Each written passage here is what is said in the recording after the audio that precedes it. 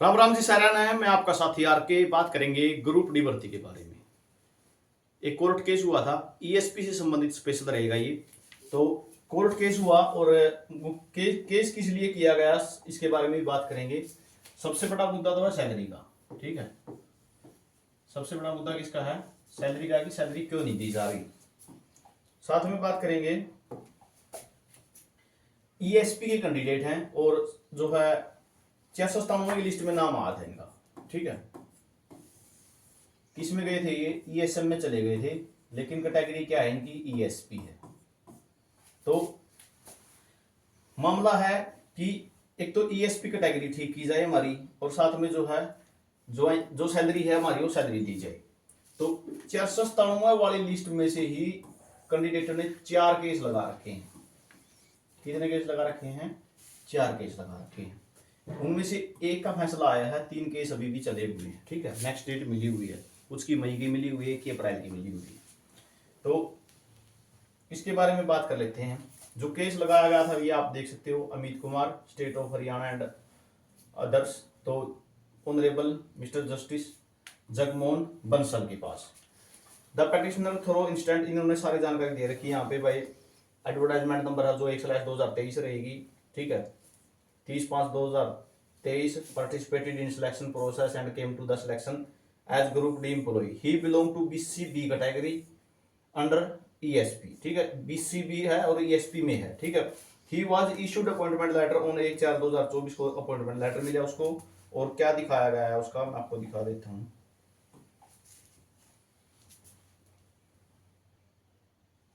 यहाँ पर देखोगे द पेटिशनर, ये तो और क्या है, 10 March 2000 he is serving since then, however he is not been paid salary.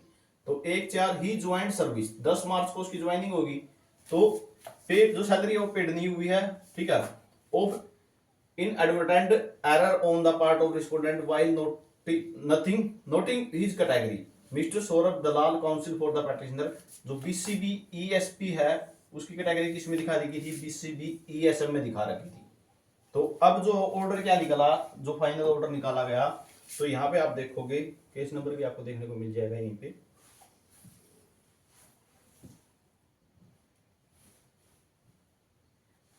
यहाँ पे देख सकते हो,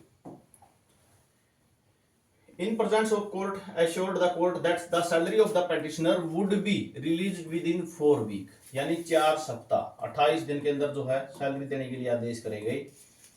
for today and claim to correct his category, यानी ऑर्डर है 18 फरवरी, यानी 18 मार्च तक लगभग इसको सैलरी देने के आदेश किए गए हैं।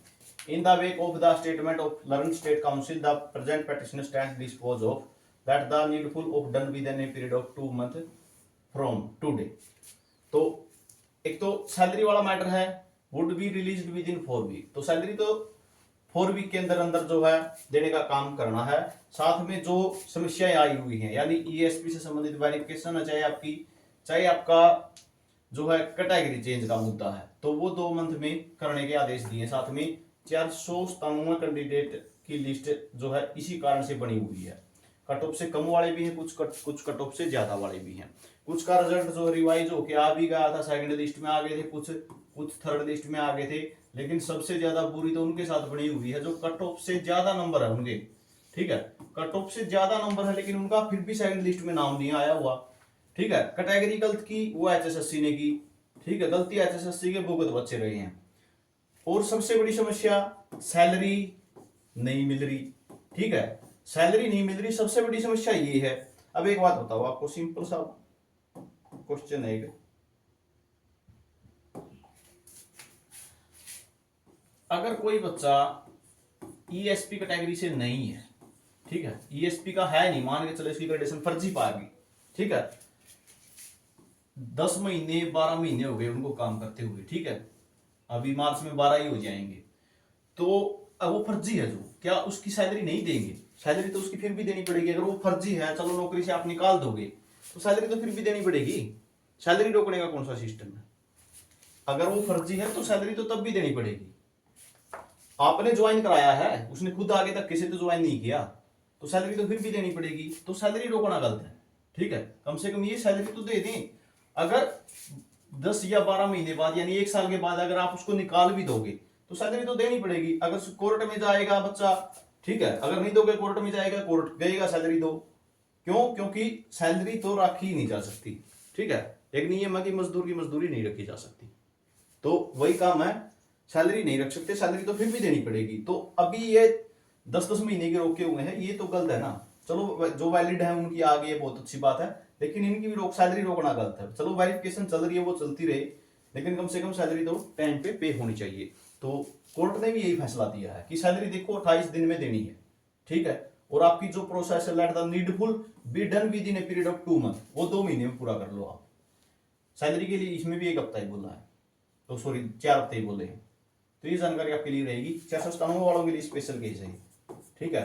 4 केस लगे हुए हैं, एक का ये ऑर्डर आया हुआ था, और अगले 3 में भी यही फैसला हुआ सेम, ठीक है। 3 में भी सेम फैसला ही आएगा, तो 3 केस और लगे हुए हैं। वो ये कारण ये है कि अलग अलग बच्चों ने लगाए हुए हैं, ठीक है। कुछ बच्चों का ये केस भी है कि कट ऑफ से ज्यादा नंबर है मेरे, ठीक है। अब जिसके मान के चलो कोई किसी के कट ऑफ से कम है, तो वो ये तो लगा नहीं सकता कि मेरा तो सिलेक्शन पक्का हो रहा था। मैं जब कट ऑफ से कम नंबर है तो वो क्लेम नहीं कर सकता इस बात को।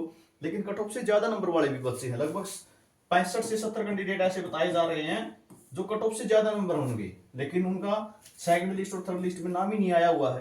कारण क्या है? वो 497 वाली में ही है, ठीक है, ईएसएम में काउंट किए गए थे, तो उनको दोबारा क्लेम नहीं किया गया इसमें।